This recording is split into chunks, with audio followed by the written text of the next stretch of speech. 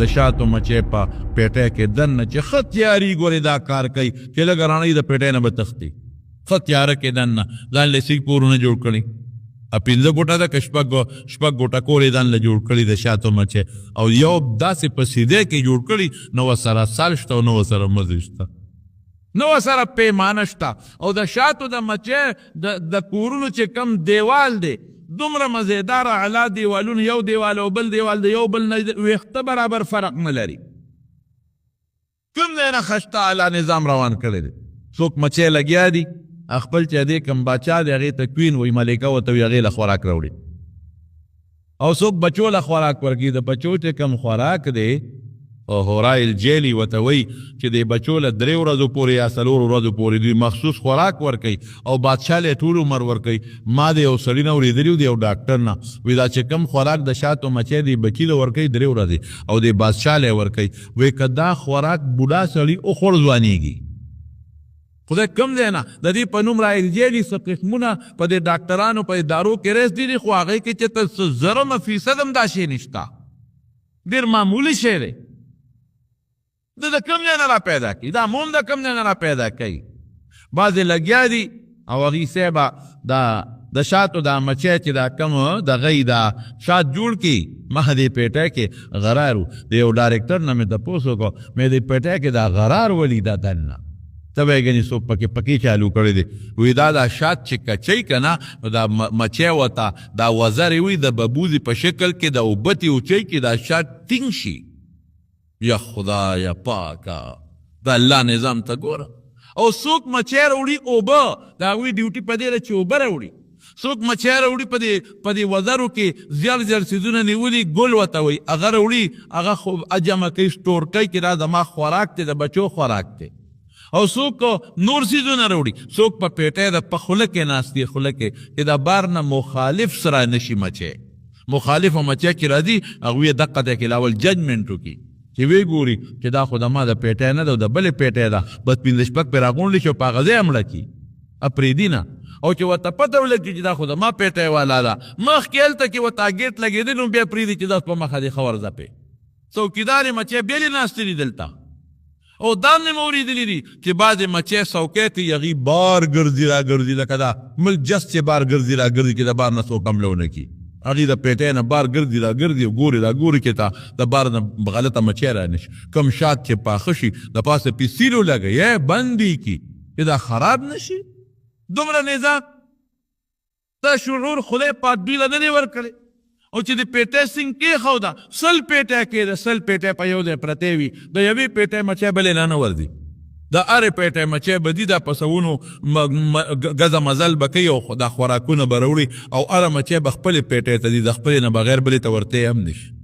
دا نظام چې خدای د شاتو مچۍ له انجینرینګ نظام څنګه خدای ورکړی هلکه ته به د هغې یو مثال قاري طیب صاحب لیکلي دي په خطبات حکیم الاسلام کې وی چې یو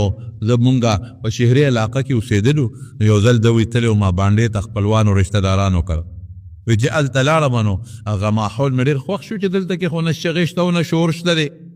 او زمونږ په شهري علاقه کې خو غر غور دی او لوګي دی او دوړې دي او دا د لکشو مکشو پر دی دا وی هغې ته چې ستاسو خو ډېر ښه ماحول دی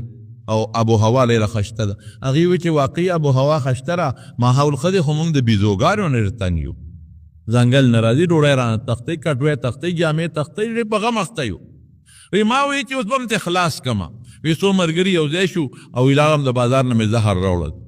او وی ډوډۍ م پخې کړی زهر هم پکې په یو خاص اندازه باندې واچول چې ورېږه دا د اوس به دا ډوډۍ به کېږي او شل 15 بیزوګانې دله اوس مړې کړم سبا به دله مړې کړم بل خلاص به کړم وی چې ډوډۍ کې م زهر واچول بره مو له په چت ته پاسه کېښودل وی دې کې یو څو بیزوګانې راغلې مونږ ورته اوس پټ ناست وو چې دا به اوس مړي که خیر وی چې بیزوګان ډوډۍ اوچته کړه وی بویه یې کړه وی واپس یې کېښوده او زمونږ څیزونه خو خبر شو لاړی وی یو څو نورې راغلې چې هغې راغلې ډوډۍ ماتې کړې وی هغې هم په خولې په لاس کې ونیوې بویه یې کړې واپس یې کېښودې وی چې مې کتل یو غټ بیز راغی ملګري ورسره دي ممکن نه دا بیا چې د باچاو نو هغه ډوډۍ ماته کړه او بویه یې کړه وی بس لا یا به پکې ډاکټر صاحب و دغه حکیم صاحب وی خیر کې لږ ساعت تیر شوي بلا بیزوګانې رالې او هر یو بیزو سره شنه پاڼه ده. وی هغه پاڼې یو طرف ته کېښودلې او ټولې اونخته یې ډوډۍ وخوړئ. ډوډۍ پاکې خلاصې کړئ او بیا یو بیزو ورله وه پاڼې راواغېسته او ورسې وخوړله او بیا وی په کوټه د پاسه په ګډا شوې. مونږ ته به یې نیر نه ښکتلی او ګډېدلې چې تاسو مونږ ته زهر اږدې ګوراسه.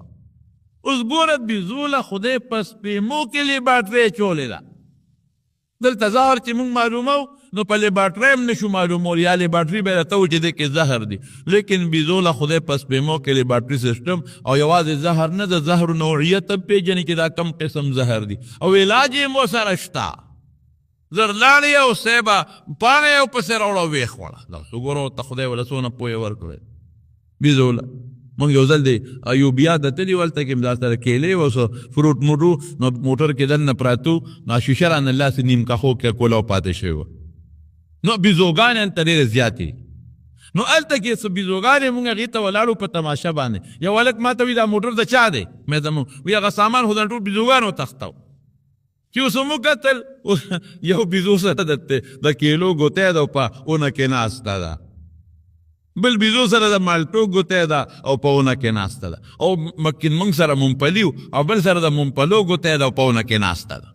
او ته یقین وکړه چې دا ټول خلک یې پرېښو مونږ ته یې نه ښکتل. اګاړي پسې مونږ راوځغلېدو که نه مونږ ته یې کتل او ښه مزېدار هغه مالټه به یې سپینه کړه پوستکي به یې لاندې وغورځو او ټنګری به یې پړی نیغ نیغ راته ګوري. ملګرو ته مې ګوره دا مونږ یو درشن راکوي چې دا ستاسو پلار دې مانه دا وایي او کیله به یې سپینه کړه ښه پوستکي به یې وغورځو او ټک به یې تېوه او بل لګیا و هغه ممپلي به خوله کې واچو پوستکي به لاندې وغورځول. مونږ ممپلي څومره په ګرانه خورو پوستکي به یې لکه به خوله کې نال نه وغورځولو هغه چکې به یې تېر. یا خدایه پاکه دا انجینران او ساینسدانان د کومې راغلل؟ د خدای نظام. تبلیغ له څوک تلي و بار ملک ته نو چې هغې واپس راتلل ته دا نو هغې کې یو کس و هغه به ګیره توروله او بار ملک ته لاړ ولته خو پردې ملک و ګیره نه توروله چې واپس راته نو افریقې ته تلو. نو افریقا کې خو بیا ځنګل دی لرې لرې ځایونه دي دریابونه یې ډېر زیاته. نو هغې غریب چای پخوله ناستو دریاب په غاړه باندې او د یو کس ځان ته هغه څیزونه دي هغه ویښته پې توری هغې ځان له خوشته کړي لګیا دی او نیمه ګیره یې دلته توره کړې چې اوس واپس پاکستان ته ځو چې ویښته ځان نه تور. بیزو راله چې راله بس هغه سامان یې غون په خلاصون ونیو او دریاب ته وغورځو منډې. مونږ ورپسې منډې ووهلې خو بیزو رانه هر څه وتښتول. خدای سړی حق حیران شو چې نیمه ګیره خو د موسه توره د نیمه سپینه پاتې شو. دا څه په غم وړېده دا اوس بازار ته ځو ایرپورټ ته به ځو خلک وایي چې دا په داسې شوي دي نیمه ګیره توره ده او نیمه سپینه ده. وی موږ هم پریشان هلته خو بازارونه کې دارونه راغشته وي او خو میره د صحرا د ځنګل دی. وی خیر بس موږ هم پریشان وي هغه دی کې یو بیزو راله ورسره ډکي دي ډکي واړه وی ډکي لاندې په هغه اور کې کېښوده هغې ایرې کړله. موږ تماشه کوو چې دا څه مسله ده. وی هغه ایرې یې داسې په ډکي راوګرولې او هغه ایرې رالي او په دې مخ مکې داسې او هغه چې کوم کس متاثرین والا دی که نه هغه نیمه ګیره توره شوې ده هغه ته نیغ نیغ ګوري هغه ته ګوري او هغه رالي پورې کوي. وی موږ ورته چې لکه داروي دله راوړی دا همغه بیز دی چې سامان یې دنه وتښتو او دا د نور داروي دله ګو تا څه ګوري او دغه شی رالي وی هغه وایي چې په غم مې مخته کوې په بل غم ونموتې کې نه ته ورشه تا نه پیسه دي او که دلې دارو راوړي واقعي دا رنګ وي دا ګیرې د توروالي وکړه او که نه نو د دریاب دی خو مخلاصوم یې دی که وایي سړی مجبوره چې مجبوره کوي هغه غیرې راواغېشتی و هغه بیزو ورته وایي نیغ نیغ ګوري او په ټوله ګیرې یو شانتې ومږلې چې ویې مږلې ګیره ترې لاندې پرېوته مکمل ویښته په ځمکه پرېوته. اوهو مونږ هم حیران او پریشانه هغه خوارم په جړا سر کې ده خلک به وایي چې ته کال له به تبلیغ کې بار لاړې نو ګیره دې وخورېده دا دې څوک تبلیغ بدنامي شو د ما بدنامي شو تاسو او مونږ هم ډېر پریشانه او مکمل بیا پرېوت خبو. وی خیر و دې سره به څه کوو وی چې واپس را روان شو سوره دې تېرې شوې او کم نوې ویښته راووتل ټول تور راووتل نوې چې راووتل مکمل تور راووتل. ګوره هغه بیزو له خدای دا شعور ورکړو پوهې ورکړی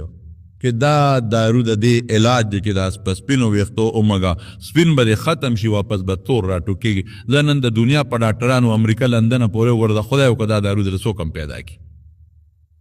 یو ښکاري راته خبره کوله وی یو مرغۍ مو ښکار کړه وی چې مرغۍ م ښکار کړله نو د هغې دا پټې وه د هغې نه پټ تاو شوی و د زیړ لرګي پټ نو هغه پټم چې ته لرې که نو اډوکې مات شوی و نو دا چرې یې کړی چې هغه مات اډوکې یو بل سره یو ځای کړی دی او د لرګي پټې دې تاو کړی د حیواناتو له هم خدای دا پویه ورکړو نو دا سترګې او دا څیزونه دا د خدای نعمتونه دي د دې نه انکار مو نه کوو طب نه بغیر ډاکټر د علاج ونه کړي نو ته به مونځ څوکې او ته به روژه څونیسې دا د خدای نعمتونه دي دې کې زه خبره نه کوم خو د کمال دنیا سره تعلق دی د کمال سیس چې دی نو هغه څه شی دی د قرآن او د سنت او د حدیثو پویه او علم نو علم دا د کمال شی دی ځکه خو رب العالمین قرآن شریف کې نبی کریم صلی الله علیه وسلم ته فرمای علم الاولین والآخرین څومره لویه پویه والا خدای ورکړې ده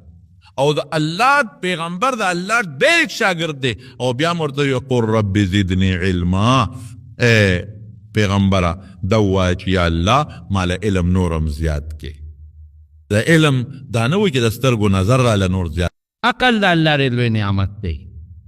او موږ د عقل نه کار وانه رسو عقل د انسان هغه نعمت دی چې د هغې په سبب دی د حیواناتو نه جدا دی حیواناتو سترګې شته نظر پرې راوي لګي بلکې زموږ نه د بعضې حیواناتو سترګې ډېرې تیزې دي د حیواناتو غوږونه شته په هغې اورېدل کوي د بعضې حیواناتو د غوږ تیزي زموږ نه ډېره زیاته ده د حیواناتو وجود لاسونو خپې م شته دی او د ډېرو حیواناتو په لاسونو پو کې زموږ نه ډېر لوی طاقت دی پیشو ته ګوره سترګې لري او پیشو په تیاره کې هم شي ویني موږ په تیاره کې نظر نه لګي او غوږونه د بعضې حیواناتو د انسان نه ډېر زیات تیز دي لکه دا کونې نه دي کونې دا په دې خپل غوږ باندې دا کونې دا یو حس محسوسوي په دې غوږ باندې هغه ته د کشارو پته لګي چې څاروي کم خوا روان دي او کم پازي پخوا چې به دې غلو غلا کوله نو هغې دا کونې خو تاسو پېژنئ که نه د دې پو او د دې څارو په دې ملا کې په دې ویښتو کې نښتي دې کې به نرۍ غوندې تار واچوه پرې به یې ښوده نو چې ده به کوم خوا حرکت شروع کو نو دې ته پته لګېده چې دې خو څاروو پسې حرکت کوي نو دې طرف ته څاروي روان دي او څاروي خو چې دي نو خامخا انسان وسره یي نو غله به په هغې طرف لاړل نو هلته به قافله روانه وه نو لوک پیپه دا د پوزې حس د انسان نه د میږي زیات دی زمونږ په پوزه دومره بوی پته نه لګي لکه میږي ته چې پته لګي میږي په سوړه کې وي او ته چې ته لرې په المارۍ کې خواږه کېده او لږ ساعت پس ګوره د میږو یو قطار او لین به ورته لګېدلي د لاس او د خپو طاقت د زمري سره څوک په هغې کې مقابله نشي کول او د ژبې او د خولې په طاقت کې به د خر سره هم څوک مقابله ونه کړي خر چې څومره تیز هوا کړي داسې اواز بل څوک نشي کولی نو د لاسو خپو طاقت د حیواناتو کې د انسان نه زیات دی د سترګو طاقت په حیواناتو کې د انسان نه زیات دی د غوږونو طاقت په بعضې حیواناتو کې د انسان نه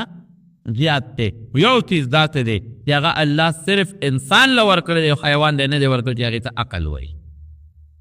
د هغې عقل نشته او د انسان عقل دی او دا د خدای بې فضل دی چې د څارو له خدای عقل نه دی ورکړی یعنې که دې څارو له خدای پاک د ژبې ګویایي ورکړې وه خدای وله عقل ورکړی وي نو قسم دی که په خر د باره مړی او که په هغوی د پاسه د چورلیم کړی وي چې په خر د بار واچو هغه خو به عقل و ژبه به یې وه نو نیغ به یې درته مخ راغو چې یار وره په ما بار ولی اچوې تا به ورته وی چې ته خدای پیدا کړی دی دپاره چې د په تا دا بار ور واچوم او یا د پاسه در باندې در تور شم او هلته لاړ شم هغه به وی چې نه ته خدای دې له نه پیدا کړی ته هم دې له پیدا کړی چې زه د پاسه در تور شم یو ګنټه خو ولې خر سره مناظره کوله هغه به په ما مه راسورېږه او تا به وې نه در سورېږه. ممکن ده چې هغه در باندې راوچت شوی وی، یا به دې څه کو چې په غوی دې بار وړه نو غوی به در سره خبرې کولې او عقل خو به یې و، عقلمن خو مناظره کوي. غوی به را سره ځان له باد تورو کو چې وروره په ما ولې دا وږي د پاسه راچې. تا به ورته وایي چې ته خدای پیدا کړی دی لی. هغه به وایي چې دی اروم خدای نه یم پیدا کړ، زه خو خدای دی له پیدا کړم چې ته ټیټ شه چې زه در باندې در تور شمه. نو غوی به هم در سره مناظره کول، هر به هم در سره مناظره او بحث به کولې. عقل به و، ژبه یې وه. خدای پاک د هغې نه ژبه واخېسته او عقل یې واخېسته چې ستا خدای تابع کړ چې ته پرې خپل سفرونه کوې. او که د دې سارو عقل وې او ژبه یې وې، نن به زمونږ مدرسې هم د خرو او غویانو نه ډکې وې چې دې ملا نه د حق دین مونږ هم زده کوو. نن به د کول کوټې هم د خرو د سارو نه ډکې. نن به په یونیورسټۍ کې هم په کرسۍ باندې خرو ناست وو او غویان به پرې ناست وو او صاحب به ګډه چیلی به هم ناست وي چې ولې مونږ دا سیز نه شو زده کولی. دا میزایل خو مونږ هم جوړولی شو. عقل به ژبه به یې وه. رب ذوالجلال ډېر لوی حکیم بادشاه دی. الله د دغې حیواناتو نه ژبه کټ کړه چې تا سره بحث ونه کړي. په سترګو به یې نظر لګي، په غوږ به اوري، په پوزه به هم بوی کوي. وره په پوزه هم بوی کولی شي. په سترګو به یې نظر لګي، په غوږ به هم اورېدل کوي، په خپو به هم تلل کوي، لاس پې به هم خوځوي، خوله به هم خوځوي، خو ژبه به یې ني او عقل به یې ني. که ژبه او عقل یې وی نو تا سره به هر وخت بحثونه کول. او که ژبه او عقل یې وی نو نن به صاحب دا جومات هم د خرو ډکو چې ولې مونږ لمونځ نه شو کولی. ته نن به دا جومات هم د خرو ډکو، دا دیوال به ډکو چې وروره پرېږدی د ملا صاحب تقریر مونږ هم لږ واورو که نه. نن به د یونیورسټۍ کې هم د خپې ریښودو ځای نو، ټول به د خرو نه او د څارو نه به ډکه وه. او نن به مدرسه کې هم د خرو ځای نو. رښتیا ووایې مونږ ته د عقل ضرورت، هغې ته عقل ضرورت نشته. پیدا کړې تقر لکم الانعام. الله وی دا ما تاله پیدا کړی چې ته په خپل کار روزګار وکړې. ژبه مې ته کټ کړې چې باک در سره نه کوي. عقل مې ته کټ کړی چې تا تر یو شان نه دی، ته به ته کار هلې استانه کار نه شي. مونږ له خدای عقل را کړی، دماغ راله خدای راکړې، عقل خدای راکړه او د فارو نه خدای د عقل واغېسته. لیکن د مارونو عقل څه ده مونږ له خدای راکړی دی. ته دې هم به ځان لږ پوهیو. عقل خدای مونږ له دې له راکړه چې مونږ پرې ښه او بد وپېژنو. عقل مونږ له خدای دې له راکړه چې مونږ پرې دوست او دشمن وپېژنو. او عقل خدای پاک مونږ له دې له راکړه چې د شریعت په نظر کې پرې مونږ مزل وکړو. پرې عقل باندې دا عقل دننه رڼا ده او شریعت د بار رڼا ده. نو د بار رڼا چې ما ته رهي د عقل د دننه رڼا نه به کار والم او زه به د شریعت په لاره د دې عقل نه کار والم او زه به لږونې مزل وکړم. او چې عقل سړي سره نی او لیونی وي لیونی نو دې ښه او بد نه پېژني. وره لیونی په نور هم ګرځي، لیونی اوږو کې هم رواني، لیونی جامې هم نه اچوي، جامې هم شلی. ولې عقل نشته. مونږ له عقل را کړی دی، مونږ ښه او بد پېژنو. لیونی خپل رور او دوست هم نه پېژني. مونږ له خدای عقل را کړه، مونږ رور او دوست پې پېژنو. لیونی عقل نشته نو نه مونځ پېژني نه روژه پېژني، نه خپله زنه ښځه پېژني او نه خپله خور پېژني چې پوره سوچه لیونی وي. او مونږ له خدای عقل راکړو نو په دې عقل به مونږ دا پېژنو. وروره دا زما خپله خور ده، دا زما خپله مور ده او دا زما خپله لور ده او دا پردی خور ده او پردی لور ده. عقل نه به زه دا کار علمه څنګه چې زه خپلې خور ته د عزت په نظر ګورم او دا مې خوښه چې زما کور ته څوک په بد نظر ونه ګوري. دقسې پردی کور لور ته به زه په بد نظر نه ګورم. تمارونو مونږ عقل څه دپاره استعمال کړه؟ مونږ عقل د خواهش تابع کړی دی او شریعت وایي چې عقل به د خواهش تابع کې نه، خواهش به د عقل تابع کې. یو مثال د تخیمه چې نبی کریم صلی الله علیه وسلم دا مثال ذکر کړی دی. په بخاري شریف کې هم شته، په مشکات شریف کې هم دا حدیث شته. نبی علیہ السلام مبارک فرمایي د بلد مثال ورکوي، د رڼا مثال ورکوي. دا پتنګان په دې رڼا پسې روان دیوه چې کله بلی پتنګان د لرې دی نه ډیوې له را روان دي. دې پتنګ ته دا ډیوه د ډیوې دا رڼا ډېره زیاته خشته ښکاري او دا پتنګ وایي چې دې ډیوې له ورغلمه نو د پتنګ په اړه کې به څه سوچي چې په دې ډیوه کې څومره سکون دی، څومره خوشحالي ده، ځکه پرې را روان دی، ورپسې را روان دی. لیکن په دې رڼا کې دننه بیا څه شی دی؟ بیا تبۍ ده. پتنګ دا هغه دی نه راخوشې دی، دا رڼا ورته ډېره مزېداره ښکاري او چې رانږدې شي او د ډیوې د لمبې له راورسېږي نو ودرې مسودي او تباه او برباده شي. نبی کریم صلی الله علیه وسلم فرمای وی دقه رنګې د دنیا د خواهشات تاسو ته داسې ښکاري لکه پتنګ ته چې د ډیوې د اور د رڼا څنګه کشکه او مدیداره ښکاري هر سړی په دې خواهشاتو پورې په منډه دی او نبی علیه السلام فرمایي چې ما رانیولې کلک هم رانیسم او درته نصیحتونه کوم چې ای ورورې مه ورځه ګورې تا ته خو رڼا ښکاري تا ته خو ښکلی شی ښکاري تا ته خو مزیدار او مزین شی ښکاري خو ګورې دننه تبۍ ده ګور پتنګ ته ښکلی شی ښکاري او مزیدار شی ښکاري خو چې ورشي نو ودرې اوسو دې تباه و برباد تلار کې مر شي ګورې دې زنا له مه ورځه دې پردي مال له مه ورځه دې ګناه له مه ورځه ګورې مه ورځه تا ته خو کشته او مزیدار ښکاري خو ګورې دې پسې دننه څه شی دی بیا د دوزخ غرغنډې دي ورپسې د قبر د بول دي ورپسې او د قیامت د میدان تختې او پسې را روانې دي رسول الله مبارک فرمایي وی ما تاسو کلک را نیولې یم منې کوم چې تاسو ورنشئ وی تاسو په ما غلبه کړې ده او تاسو ما پرېږدې او دقه د خواهشاتو رڼا پسې ور روان یې او انتم تقحمون فیها او په هغې کې ځان ور دننه کوې او دا سبب د اخرت د مضبوط عذابونو ده عقل به مونږ چلو خو په کومه طریقه به چلو د خواهش تابع کوو به نه عقل به مونږ د خواهش نه تابع کوو خواهش به مونږ د عقل تابع کوو نو رب العالمین په دې آیت کې زمونږ نه ګیله کوي ته وایي الله پاکه الله وی ارأیت من اتخذ الهه هواه نبی علیہ السلام ته وی دا خلکو ته نه ګورئ دې خلکو ته نظر نه کې وی دوی خپل خواهش خدای کړی دی خواهشاتو پسې روان دي زه پرېښې ما تاسې په خولې خدای خدای وایي او ما له شریکان ګوري او زما حکمونه نه مني افرأیت من اتخذ الهه هواه د خپل خواهش نه خدای جوړ کړی دی خدای پسې خلک روان دي دې خواهش پسې په منډه روان دي په مزل روان دي افانت تکون علیهم وکیلا فکر مه کوه د وکیل نه خلک تپوس کوي چې ما خو تاله پیسې درکړې زما کیس دې څنګه تاله خو ماله پیسې درکړې چې ماله ګډ واله ماله دې ګډ واغېسته او که نه تا نه د دوی تپوس نه کوم ته ورته خپل دعوت او تبلیغ چلوه ته مې په دوی وکیل نه مقرر کړې تا نه د دوی دا تپوس نه کوم زه پیش او دوی پیشه او بیا رب العالمین ورپسې څه وایي ام تحسب ان اکثرهم یسمعون او یعقلون ای پیغمبره ته وایې ګنې زما دا خبره دوی اوري دی خود په دې غوږ اوري خو د زړه په غوږ یې نه اوري منل نشته پکې ام تعقلون ته څه وایې چې د دوی عقل شته د دې د عقل لاندني عقل څه ته وایي عقل دې ته نه وایي چې ته خواهش پسې ولګې عقل دې ته وایي چې ته د الله مقابله کې خواهش وانلې د الله په مقابله کې خواهش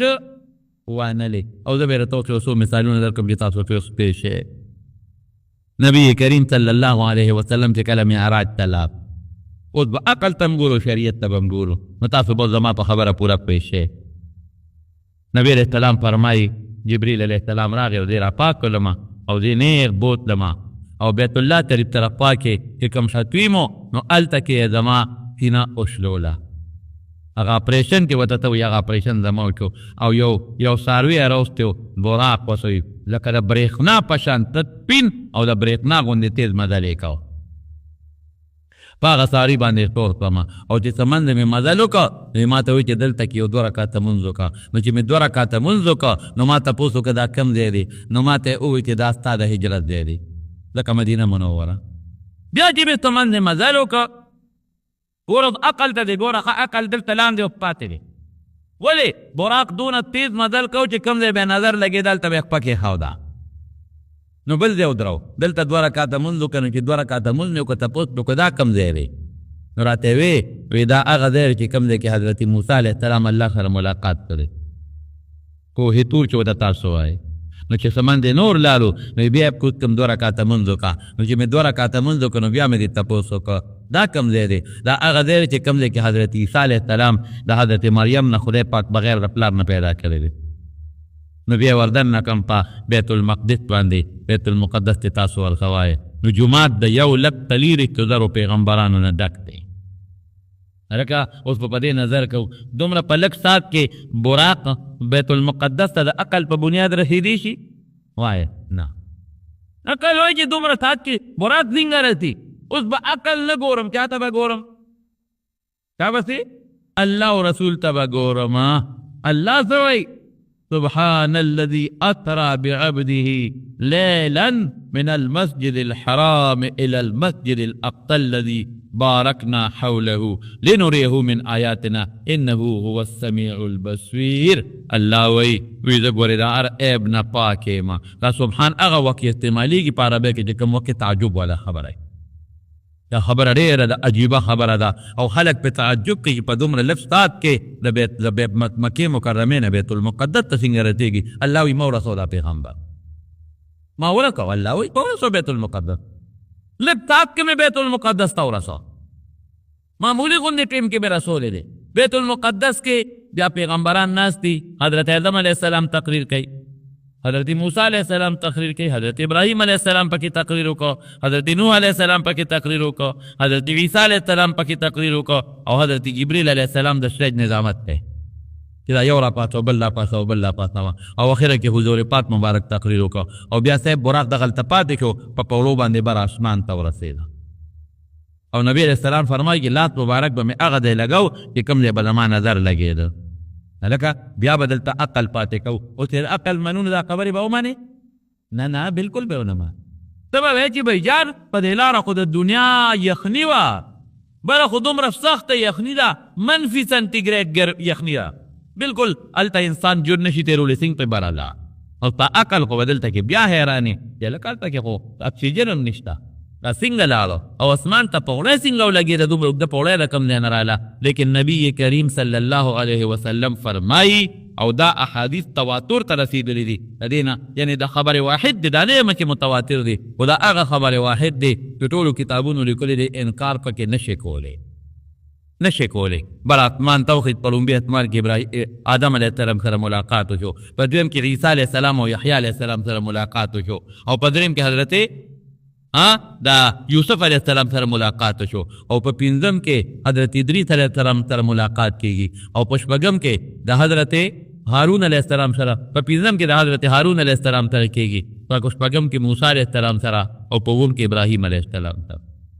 او دا غیر بیا کم خوازي بیا الله لذي او د رب العالمین سره ملاقات کیږي، او الله ول پنځه منځونه ورکوي، او د التحیات لله قبر هم پکې کېږي، او بیا جنتونو ته تللی، جنتونه یې وکتل، او بیا دوزخونه وکتل، او بیا واپس راغی نبي کریم صلی الله علیه وسلم. څومره ساعت تېر کو، اوس به دلته عقل سره هم ګورو او شریعت ته به هم ګورو. نبی کریم صلی الله علیه وسلم فرمایي وی چې کله تلم د بسترې نه پاڅېدم چې واپس رالم، نو زما بستر هغسې ګرمه وه، هغسې ګرمه، او هغه کلو والا زنځیر دی چې خلک هغه زنځیر د کلو والا راوغورځوي، نو لقي کن ولقي، او چې تې راوغورځوي او کله کېدو شي دومره ساعت کې قلارېږي بیا، سیکنډ هم زر قلارېږي، یو سیکنډ هم زر قلارېږي. نبی علیه السلام فرمایي چې واپس رالم نو زنځیر هغسې لقېدل او درېدل هم نو چې بار ته ووتمه نو ابوجهل لاله مخې له راغی، په الفلام و شیطان چې مخې له راغی، وی څه نوې قصې پسې شته کې نشته؟ ما وی او شته. وی څه قصه ده؟ مې دقسې د شپې په لږ ساعت کې بیت المقدس ته لاړم او بیا واپس رالم. نو هغه راته وی د خلکو مخکې به ووې دا خبره یې راباندې کلکوله چې دا خو به دې وروستو شي چې نه د خلکو مخکې کویم په څوک ایماني نه. حضور پاک وی ما وی چې بالکل د خلکو مخکې ایمان اوس یې ویم بالکل. خلک یې راته راغون که راشه وی څه نوې قصې شروع کړې دي، وایې څه قصه دې شروع کړې ده؟ واورو قصه جي دا ده چې لږ تاک کې بیت المقدس ته تلم، پکې مې مونځ هم کړی دی، واپس هم راغلی یم. خلکو چېرته منه؟ هغې خو عقل پسې ګرځي، عقل چلی، خلک نه مني. یو څو سوداګر پکې ناستو تاجران، هغې تاجرانو وی هلکه ودرېږه صبر وکړې، موږ ته تپوسونه کوو، موږ شام ته تللی یو، موږ د بیت المقدس جومات ته تللی دی، ښه ته تللی او تللی ما د جومات څو دروازې له وایي کړکۍ خو ګمبتونه یې څو د ښار کوم طرف ته جومات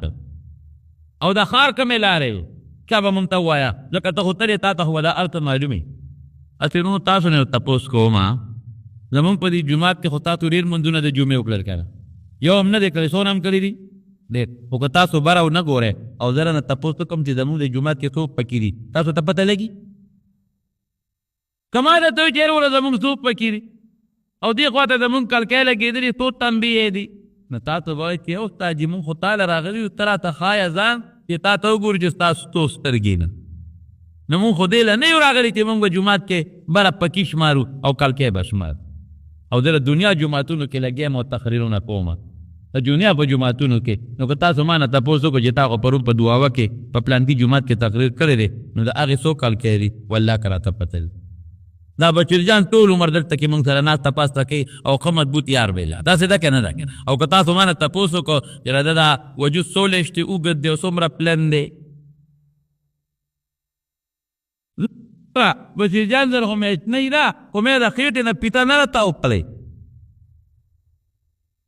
او نه مې د بشیر جان د سر نه تر د پوندو پورې د پښو پورې پیته ده چې زه پرې دې ناپتم چې څومره غټ دی او څومره نری دی لکه د ما د خبرې مقصد دا دی چې کوم شي درې سوچي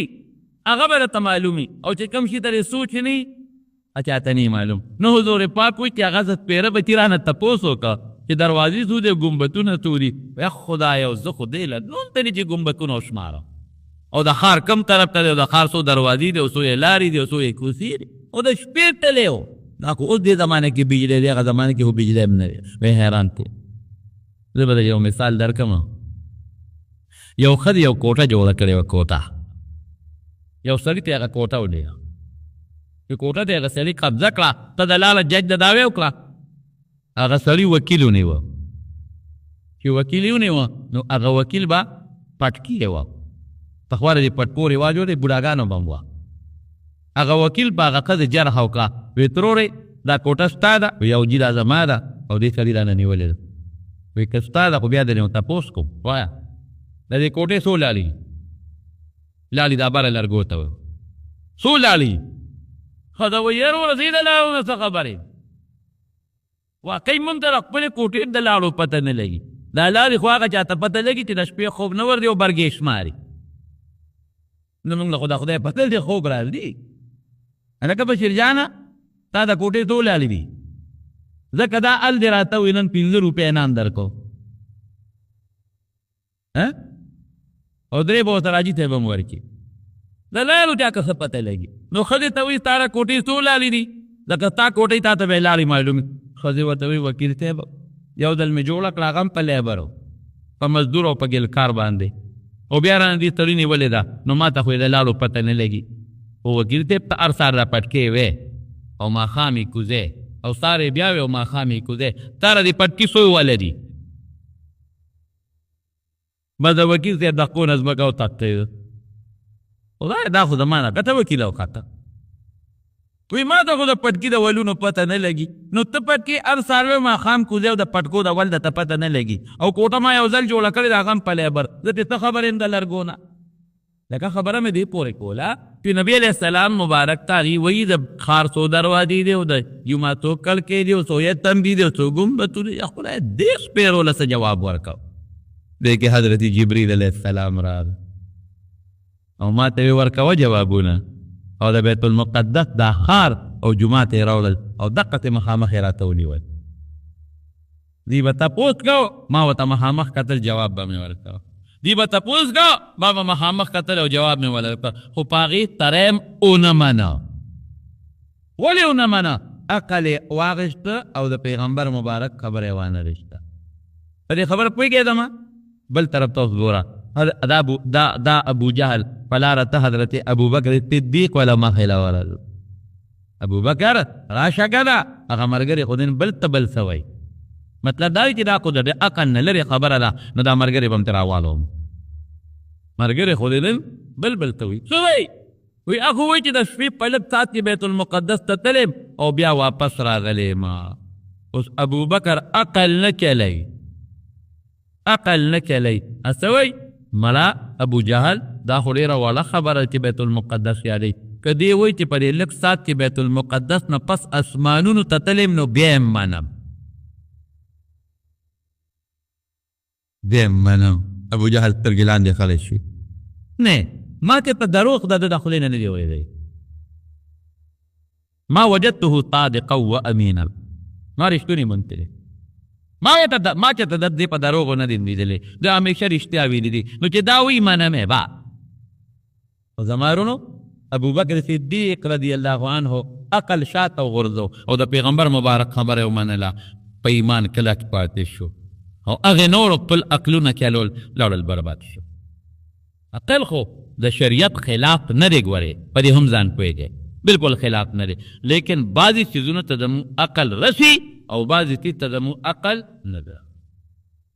اوس نن سبا چې څومره ایجادات یې کي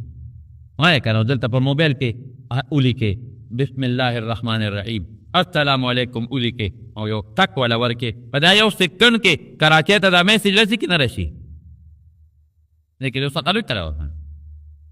هلکه یو سیکنډ کې دا څنګه ورسېو دا حرفونه دا خو زما په موبایل کې پراته دي دا څنګه په یو سیکنډ کې ورسېد او دلته په موبایل کې وی هلو نو په سعودي کې هم درته وی هلو او چې بیا ورته وی څنګه او وی هیما په سیکنډونو کې رسېږي که نه رسېږي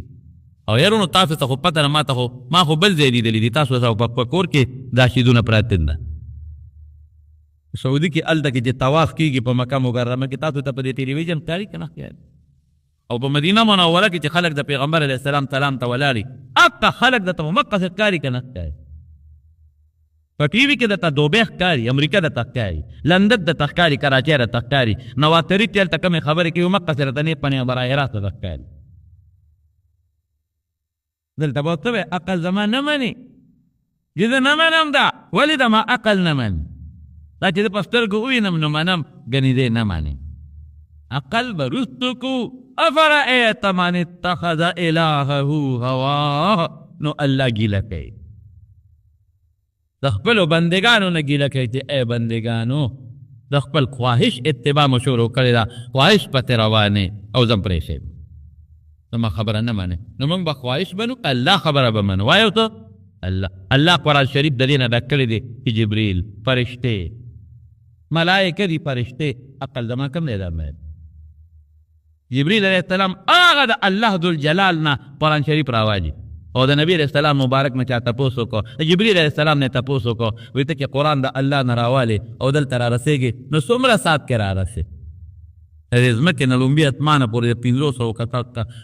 500 کالو مزل او قره تېزې سورلی مزل خره تېزې سورلی مزل او بیا د لومبي اسمان نه دویمه پورې دویم نه دریم هر اسمان نه بل اسمان پورې د 500 کالو د تېزې سورلی مزل او وی ته څونه ساعت کې را رسېږې وی د الله رسوله د سترګې د رب نه هم زر را رسېږه عقل دی وقل عقل خو چې تلی فرشتې به نه منې عقل چې دی تلو پیریان به هم نه منې عقل چې دی تلو د مورګیره کې بچې چې په کومه طریقه ماشوم پیدا کېږي او لویږي قسم نه دا خو ته په سترګو وینې ځکه یې منې یعنې چې عقل ته یې وکتل نو ته به حیران چې دا ماشوم دغلته کې څنګه لویږي دا په اوبو کې د مور په ګیره کې پروت دی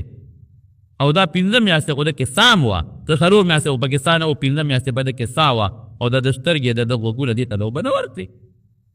دا د ده راخپې څنګه جوړې شوې دا نوکاره څنګه جوړ کړو د مور په دا ګیره کې او دا ګردې څنګه جوړې شوې او دا کولنې څنګه جوړې شوې او د اینې څنګه جوړه کړه او دا مازغې څنګه جوړ شو او په دې انسان په دې دماغو کې چې دا څومره په لکونو ذرات دي دا څنګه جوړ دا خو موږ وینو نو موږ ځکه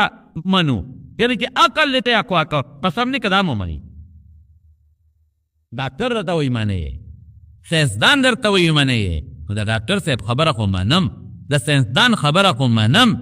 نو د خدای او د رسول خبره به نه من خواهش اتباع به نه کوو په عقل کې خواهش به د عقل شاته کوو عقل به خواهش پسې نه ګرځول بس ما ته خدای وایي دا معنا زه به هغې کې عقل نه کړو ما ته د خدای رسول وایي کې دا معنا نو د ما به د خدای او د رسول په خبره اعتمادي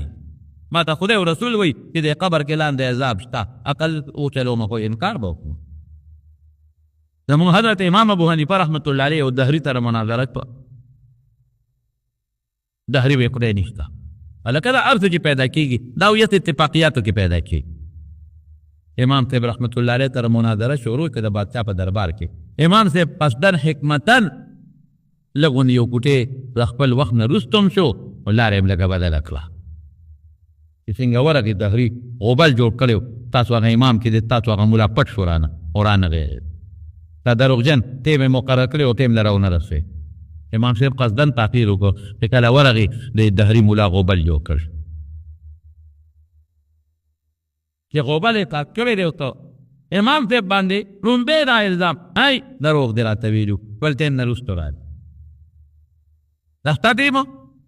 امام صاحب خو قصدن داسې کوله امام صاحب ودته وایي وی صاحب لاره رانه غلطه شوه په دریاب رالم اوس دا د بل د الزام او ملزم کولو دپاره دا قسمه خبره یا توریه کول شریعت بیت کړې لار غلطه شوه صاحب په دریاب رالم په دریاب کې رالم نو کشته هم نه و پول هم نه و ناګانه مې وکتل یو د دریاب په غاړه یو اونه وه او کر وشو ارې کر پول او اونه را پرېوته او مې تبرګټ مې ونه لیدي او څوک و اره چلیږي او ویښې ده اونې و را پرېوته او چې را پرېوته نو دغه نشته اره کش او د اونې نه تی به اره لګیا او تختې ووتې او تختې بیا یو بل سره یو ځای شو ترکان نشته او چې څنګه یو ځای شوې نو میخونه غیبي راغلی او تک جوړ شو د پاسه پې دستکي والی شو او خشته کشتۍ ترې جوړه شو او ترکان نشته اره کش نشته او چې کشتۍ ترې څنګه جوړه شوه نو کشتۍ نیغه را روانه کړه زما دې خواله راورسېدله او چې غاړې ته شوه نو مخوکې یې ښکته کړه او زه ورته راوختم او مانګي هم نشته ډریور هم نشته کشتۍ روانه شوه دې بلې غاړې ته راورسېده ترې راکوشم دهري چغې جوړې کړې وې دې دروغو ته ګور اره کش نشته او اونه اره کېږي او را پرېوځي اره کش نشته او د اونې نه تپتې جوړېږي ترکان نشته او میخونه راځي او اون او تپته او کشتۍ جوړېږي تراکتر جوړ کړو او ډریور او مانګي نشته او کشتۍ یو خوا نه بل خوا ته چلېږي دې دروغو ته ګوره دا چې څومره تړې د دنیا دا ډوډۍ ډېره پوري که نه دا خواهشات ولې دا ذهن کې واچوې نو دا عقل د تړي خرابوي ډوډۍ به کمه خورې غوړ به هم لږ کمه خورې نو ستا په دماغو باندې به هغه د انسان د وجود پخوا به ورته خلکو ګیس توی ګیس دا مشران پوهېدله ډاکټران به وایي مطلب ګیس پکې څه ته وایي سر ته یې وي ګیس ختلی دی سر ته ډاکټران وخاندي وي سر ته ګیس څنګه کېږي چا به وایي په دې خپو مې باد دی باده وی به که بیا نه وی ډاکټران وایي باد په خپو کې کم ځایږي د خلکو پورې خاندي نو دا ډاکټر ځکه خاندي چې د دوی دا خیال دی چې ګنې دا به دا پوکي والا بادي او دا سر پسې کمه ګیس خېږي نو دا به ګنې دا پوکي والا ګیس وي واقعي که دغه شي خو دا خو نه دماغو ته خېږي او نه پوندو ته راخېږي لیکن که د دې ګیس نه چې پخوا به د مشرانو وي مونږ یو خاص قسمه شی والو چې هغه د انسان په دماغو د پاسه خور شي او دماغ وله بند شي او د انسان په دې هډوکو باندې تا د دې غوړو نه د دې وازګو نه او د دې غوړو سیدونو نه یو خاص رطوبت جوړ شي او هغه تا په دې کونډو منډو کې وردن نه شي نو په کور دلګون راشي نو انشاءالله چې دا خبره بیا ټکي مولانا قاسم نانوتوي رحمت الله علیه کوم چې د دارالعلوم دیوبند بانی دی بانی په هندوستان کې یو هندو پندت هغه وی مولانا قاسم صاحب ما سره مناظره وکړه و دا هغه زمانه چې مولانا قاسم نانوتوي رحمت الله علیه بوډا دی او بیمار دی خو او هندو پندت په کې دقه مولا برا سره مناظره کوي مولانا قاسم صاحب ته چاته وی هغه هندو پندت کو تا یادې چې ما سره د مناظره هغه وی د مناظرو نه کوم زه خو بیمار یم وی صاحب لوی غوغا جوړه کړو وی زه بس خدای د خیر کې وربشو مناظرې ده نو موشي پرین مولانا محمود الحسن صاحب رحمت الله علیه مولانا اصغر حسین صاحب رحمت الله علیه داسې لوی لوی بزرګان دا مولانا قاسم نانوتوي رحمت الله علیه سره شو او ټیم مقرر شو یو ځای ته او هلته کې دین لاړل او یې پنده ته راغلی مولانا قاسم صاحب کې خو هند ته وي تاسو مې ملګري شئ ځکه چې زه خو بوډه یم بس به زه پوم دې سړي سره خو زه خو اوس بوډه یم سره چې خطا کېږم تاسو به راسره یې نو دوی ته یو منشي صاحب و او هغه حکیم هم ورته راغلی دی چې دې ورغلله نو هغې ورته ویل صاحب لږ خبر وکړې پندت صاحب ډوډۍ خوري هندو پندت وی ډېره ښه داسې یو غټه کاسه وه لویه غټه کاسه وه وی دا اوس هوا نه د پندت صاحب له دی او په هغې کاسه کې کم از کم 3 نیمه دړی جنس پروت دی بشیر جانه 3 نیمه دړی الوا د کتابه زما هغوی وایي چې تقریبا 3 نیم کیلو خو الوا پرته وه او قتلمی دي او صاحبه هغې سره نور د دنیا چرګان او غوښې دي خو لوی درې نیمې دړۍ او لوی جنس ته د پاسه دی او دا دننه لاړ چې دننه لاړ جوس بهر ناست دي لږ ساعت تېر شو نو هغه لوښې واپس تش راووته منشي صاحب دوی ته وایي منشي صاحب وی داسې معلومیږي لکه چې پنډت صاحب ځان سره نور پنډتان هم راوړو شي یوازې نه دی ځکه دا غون جنس چې وخوړی شول نو دا خو غون 50 کسان خوري سړي سره مرګي رشتو مو خو 3 راغلي نه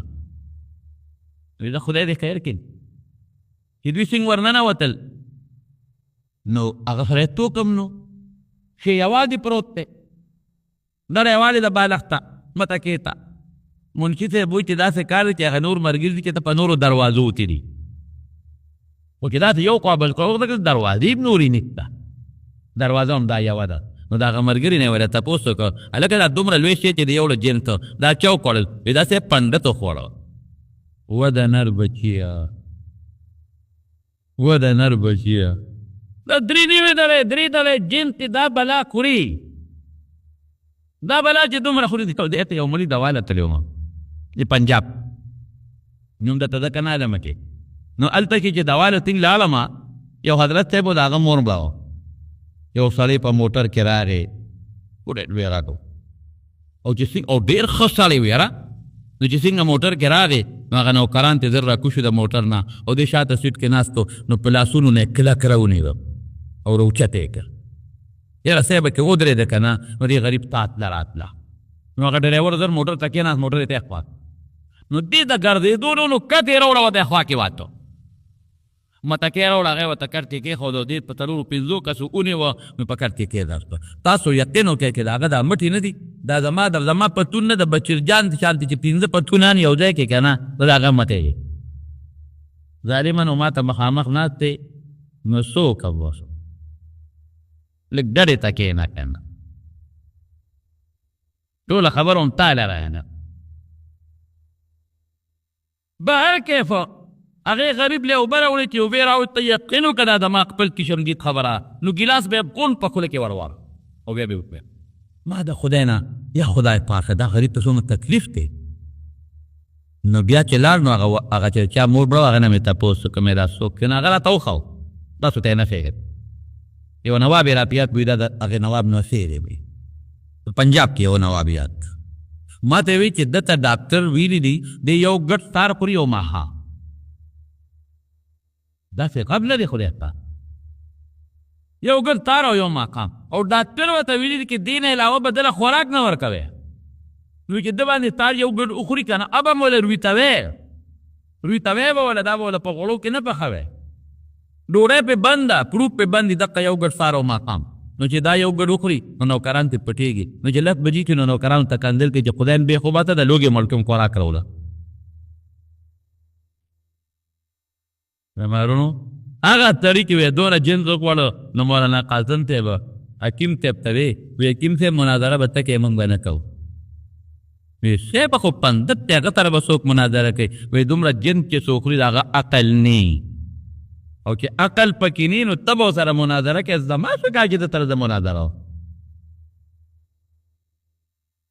بیمارونو بنیاد د خبرې دا دی لږ یو پوټې خوراک هم لږ کم کوو خان تاسو هم لږ کم کړ چې په عقل د پاسه تاسو هغه د غوړوالي هغه پرده را نه شي او په رګونو کې هغه غوړ چې عقل تا پوره او کامل وي او په دې عقل به د شریعت په رڼا کې مونږ کار کوو نو امام ابو حنیفه رحمت الله علیه ته یو سړي اعتراض وکړو ګوره دونه به هغه د خپل عقل او د حافظې خیال ساته هغه زمانه کې دا مشهور و چې څوک کبان ډېر خوري که نه د کب لږ ګرم دی نو دا حافظه کمزورې کوي نو امام صاحب ته یو سړي وی ته خو د کوفي اوسېدونکي ته ما سره څنګه باسونه کوې مطلب یې دا چې د کوفي اوسېدونکي خلک خو کبان خوري کبان چې خوري خو حافظه به دې کمزوري امام صاحب ورته څه وایي وی زه د خپلې حافظې دونه خیال ساتم چې د پخه به د پیشې نو ما کب نه دی خوړلی د عقل د دې حافظې به خیال ساتې چې د دین کار پې وکړې امام صاحب چې دا خبرې وکړې نو هغه سړي چېرته جوړې کړې هغه دهري وی دې دروغو ته ګوره دې دروغجن ته ګوره مصري نشته او کشتی جوړېږي رکیق نشته او د اونې نه دغه وځي څه ورته ویل کېږي تختې وځي او متری ډرایور نشته او کښتۍ چلیږي چې شورې جوړ کې ایمان صاحب زموږ ستا مناظره ختم وی څنګه ختمه شوه وی تا په خپله انکار وکړي یو وړه کښتۍ بې د متري نه جوړېږي او بې د ډرایور نه چلیږي نو دومره لوی نظام د کائناتو دا به بغیر د یو متري نه جوړونکي نه څنګه جوړ شي او بغیر د یو چلونکي نه به څنګه وچلیږي زمونږ خلک راکوټې پوټینې غوندې عقل دی بس دې نه کار اخدو شریعت پرېږدو نو رب العالمین جیله کوي ته وایي افرأیت من اتخذ الهه هواه دی د خپل عقل تابع دی او خپل عقل یې د خپل خواهش تابع کړی دی افانت علیهم وکیلا فکر مکوه تا نه دوی تپوس نه کېږي ام تحسب ان اکثرهم یسمعون او یعقلون ته څه خیال دی چې دوی دا خبرې او اورېدل کوي دی اورېدل نشته د اورېدو چې کوم مقصد دی عقل چلی عقل نه دی کار نه اخلي عقل یې صرف خواهشاتو پسې کړی دی هغې پسې تابع کړی دی عقل زما په احکاماتو کې نه چلی عقل دی توري ته نه ګوري دی نور ته نه ګوري دی غرونو ته نه ګوري دی کائناتو ته نه ګوري چې د دې نه دا معلومه کړي چې یاره د دې څوک جوړونکي هم شته او که نشته دی نور ته نه ګوري چې دا نور څوک چلونکي هم شته او که دا پخپله چلیږي او د سپومې او د ستورو ته نه ګوري چې دا رڼا پیدا کوونکي هم څوک شته او که دا پخپله پکې رڼا پیدا کړي رښتیا ووایه د رکوټي بلب کې به ته پخپله رڼا پیدا کړي یو مصري پکار دی دی له چې دی کې د رڼا طاقت پیدا کړي او یو بل مصري پکار دی چې هغه دی له د بجلۍ تار راولي او یو بل مصري پکار دی چې هغه دی نه په دې تار کې بجلي راوشغی نو هله به دا بلیږي نو دا پوټینې بلب ته نشي بلولی بغیر د مصري نه او دا پوټینې بلب بغیر د بجلۍ والا نه ته نشي بلولی او دومره لوی سپومې او دومره لوی ستوري او دا دومره لوی کائناتو کې رڼا به بغیر د خدای نه پیدا شي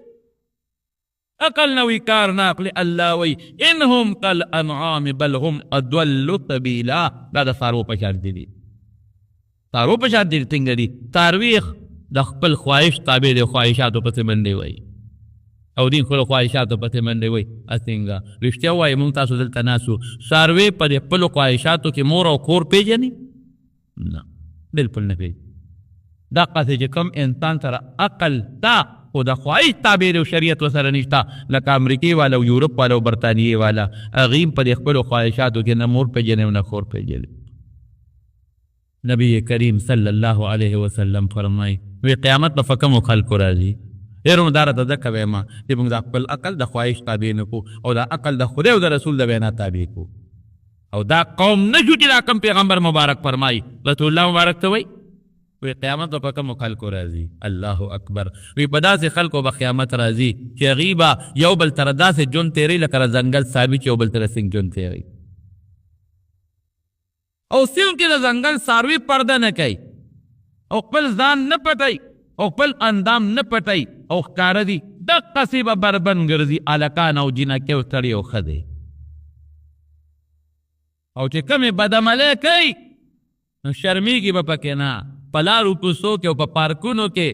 په لارو کوڅو کې او په پارکونو کې او په سړکونو کې به یو بل سره بدعملۍ خدای دې داسې مخلوق نه کړي او بیا د دواړو جهانو مبارک سردار څه وایي الله اکبر وی کوم دوه کسان ښځه او سړی یو بل سره بدعملي کوي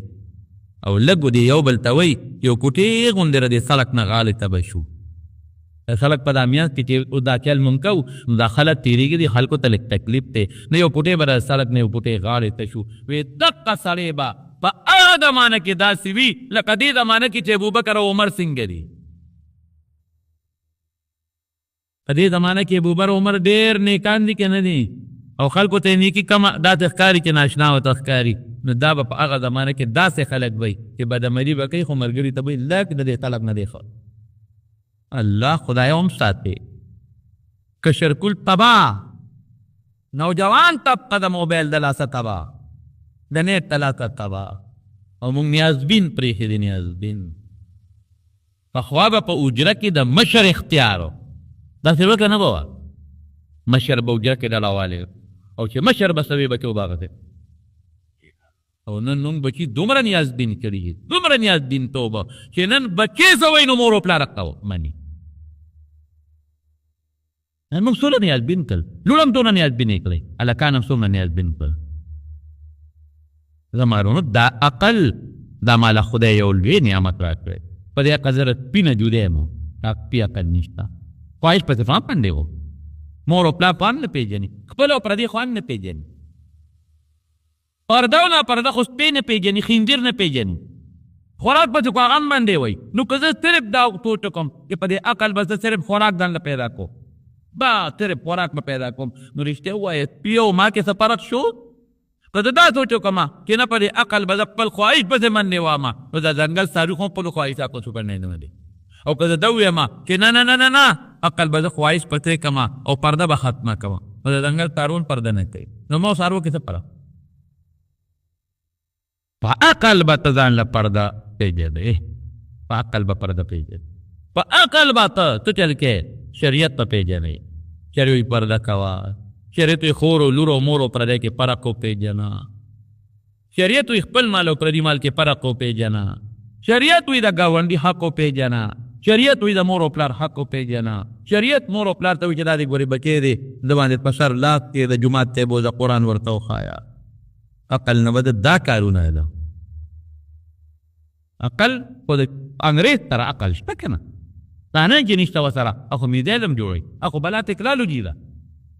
هغه انګریز کو لګیا دي هغه څیزونه یې جوړ کړل چې نن پاک مسلمان هغه دی چې جوړو د ایجاداتو سرخیل مسلمانو لیکن قبضه پې نه هغه کړی څه نه جوړ دی جاز جوړوي میزایل جوړوي بې پیلته جزونه جوړوي او څه نه کوي عقل شته کې نشته ورسره لیکن د شریعت رڼا ورسره نشته چې شریعت رڼا ورسره نشته عقل یې خواهش پسې کړی دی نو د امریکې ما په خپله په اخبار کې کتلی دي د امریکې یو مور په لور دعوه کړې وه په جج سره وایي دا جنۍ چې ده دا لور دا لاندې پلیټ کې اوسېږي او زه بره اوسېږم ما سره ملاقات نه کوي ما دې 15 منټه نه راکوي چې زه دې له ملاقات له ورشم نو جج هغه جنۍ راوغوښتله نو چې راویې غوښتله وایي دا رې سره وایي دا مې مور ده وایي ته کوم ځای اوسېږې پلانکي ځای کې دا کم دی اوسېږي دا ملته اوسېږي څومره لرې یو بل نه لرې خو نه کیو زمونږ لا ځلان دی مو دا برې وایي دا مور خو دې دعوه کوي چې دا لور ما سره ملاقات نه کوي او چې زه کله ورکوزېږم نو ما دا دروازه بنده کړي 15 منټه ټیم نه راکړي لور مې له یادېږي نه دا ټیک وایي وایي او بلکل ټیک او ټیک وایي او ته دې له ملاقات نه ولې وخت نه ورکوې ته مه ورخېږه خو دې ته دروازه به بنده چې 15 منټه ته لور یې که نه یادېږي وی زما یو سپی ده او چې د ډیوټۍ نه راشم د هغې د خدمت نه نوزګارېږم د جنۍ وه نو ما سره وخت یې نشته چې مور له بره وکیږم یا دا مور راشي او ما سره کښېني جج ورته څه وایي وی خلکه سپی دې د مور نه زیاته خوښه ده وی او سپی مې د مور نه زیاته دا ولې د عقل سره شریعت نشته زما د قسم په خدای چې موږ لا خدای کم ژوند را کړی دی قسم په خدای چې انګریزان دې ژوند پسې پسې تاسو د هغې ژوند پسې پسې کې هغه ستا ژوند پسې پسې او موږ د خدای د هغې ژوند پسې ونه پس کوي څه ژوند دی انګریز بس یو د هغه به ژوند کوي قسم په خدای ما ته یو سړي خبره کوله د جاپان کې تجارت کار کوي موږ تللي وو موږ ته یو جنۍ وه هغه موږ ته دا څه ورته وایي ګاید کې ورته وایي دا موږ بوزي او سامان کې الو نو موږ له خو ژبه نه راځي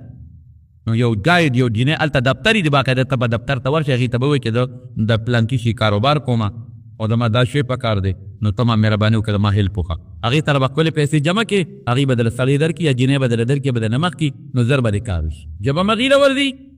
تاله نه درځي او کارخانې م هغې ته معلوموي ریټونه م هغې ته معلومي نو په یو 2 ورځې کې به دې پوره کار وشي او چې داسې ګردې پروکه پسې ته به څه وکړه وایي موږ څه سودا رشته ده موږ دفتر ته ورځو هغې سره فیس جمع کړه نو هغې له یو جنۍ راکړه چې تاسو ګایډ شو هغه راته وی هلته انډرګراونډ ریل دی انډرګراونډ ځمکه کې دننه دی نو موږ یو ځای کې ریلګاډي نه کوز شو جنۍ رانه مخکې ده موږ ورپسې یو نو په پوړو برکه کوو هغه ګردن د متحرکې پوړی وي هغه څه ورته وي اسکلیټر ورته وي که څه شی وي په پکې بره باندې خېږي وایي چې موږ په دې تلو نو موږ په پوړو بره ختو خوا کې نورې پوړی باندې نور خلک لاندې پلیټفارم ته کودېدل وایي دې جنۍ هلته یو ښځه ولیده په هغه پوړو یو بل سره جاپانۍ کې خبرې وکړو تا ته یو بل ته وکړه چې دا جنۍ بره وخته وایي موږ ته یې وې چې که تاسو ما اجازت راکوې نو دا زما مور ده یو 2 منټه ملاقات ورسره کوو موږ ورشه وکړه ورسره په پوړو باندې زر کوز شوه مور ته یې اواز وکړه ورته ودرېده او یو بل ته ورته ورغاړه یو بل یې ښکل کړل او په یو سیکنډونو کې پولو بره راپسې راوخته چې راوخته مونږ ته ډېر زیات دغه کوو چې تاسو وخت مې ضایع کړ د خو وخت قیمتي دی او تاسو خفه نه شئ وایي مونږ ورته چې دا ښځه څوک وه وایي دا مې مور ده ما ورته چې تا ته خو دا خو دې سره څه خبرې اترې ونه کړې وایي نه به صرف ملاقات مې ورسره وکړ لاس مې ورسره میله وکړ ولې ته دې سره نه میلاوېږې وایي 20 کاله پس مې ورسره لاس میله وکړه 20 کاله پس اوهو ودې پېژنده څنګه وایي په انټرنېټ یو بل سره خبرې کوو اینو یو بل مخامخ لکه په دې موبایل کې مې یو بل سره خلک کال نو پېژنم اینما نو 20 کاله کې دې ولې تا ونه لیده وایي نه دې سره وخت او نه ما سره وخت او دغه جاپانیان دلته پاکستان ته راغلي وو نو ما وله چکر ورکو نو داسې خلک دکانونو کې ناست وو حجرو کې ناست وو ګپې شپې لګولې په غاړو کې ما ته چې دا خلک څه کوي ما ورته چې دا یو بل سره ګپ شپ لګوي وایي دوی څه کار مار نه کوي مونږ ورته وایي چې نه دوی خو کار نه کوي وایي دوی خوري څه کي څه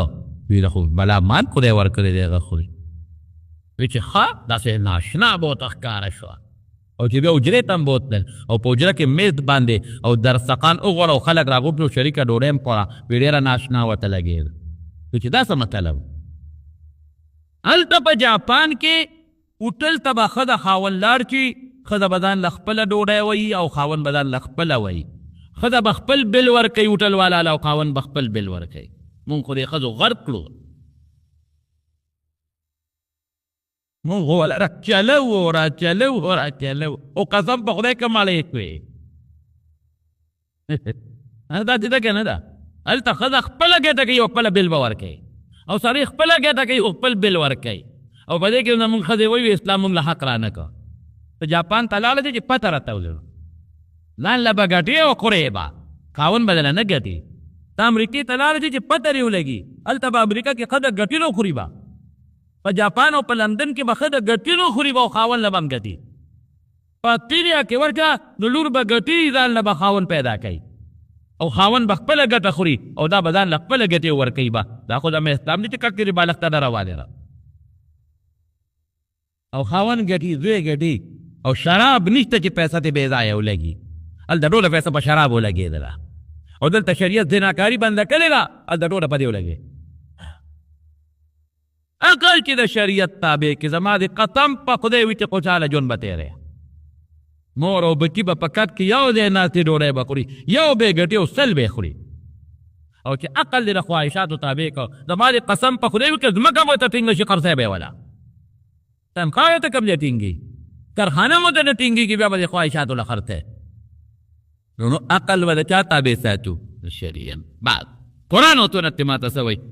عقل به د هغې تابع ساتم د خواهش تابع به نه ساتم نو دا ټول کائنات تا تابع ده یو به یې ګټي او تل به یې کړي مشرانو داسې نه دي کړي خو اوس دې خلکو د الله نن یو مشر چې به هغه به ګټله او دا ټول به بالښتونو ته به یې ډډې والې او نیمه شپې پورې به کوجرو کې ګپونه لګو مشرانو نه تپوس وکړې شریعت مطابق ورشه یورپ هلته خو ښځه ځان له ګټي مور ځان له ګټي پلار ځان له ګټي زوی ځان له ګټي او ځان له ژوندونه دا یو ځای ژوند ته هلته نشته او جیل ته نشته چې خلک پکې راغونډ شي او بالښتونو ته ډډې ووایي عقل به د شریعت تابع ګرځو ها قرآن او سنت کې څه وایي الله او رسول کې څه وایي د هغې مطابق به عقل چل انشاءالله بهر کې کو نه معلوم یو مسله بله مې درته وویله بعضې دوستان شکایت کوي وایي چې وروستو که ملګري راشي نو هغې قدمونه دلته الي او مخکې راځي د شریعت مسله داسې ده نبی علیه السلام فرمایي من تخطى رقاب الناس فقد اتخذ جسرا الى جهنم یا جسرا په ترمذي شریف کې حدیث دی چې چا بغیر د ضرورت نه په پردو اوږو قدمونه راواړل او مخکې رالل ځان له جهنم ته پول جوړ کړه نو بالکل با داسې نه کوو ښه د شریعت په سره به درته ښکاره کوم نو چې څوک مخکې راځي مخکې صفونه پوره کوئ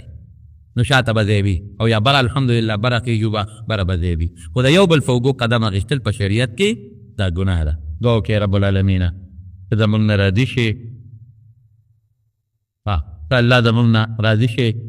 او رب ذوالجلاله که څوک بیماران دي ته وله شفا ورکړي په دې لاره کې زما که دوستان دي رونه دي ورسره تعلیم ته دعا وغوښتله دعا ورته وکړئ چې الله ولرې خیرونه ورکړي ډېر برکتونه خوشحالۍ ورکړي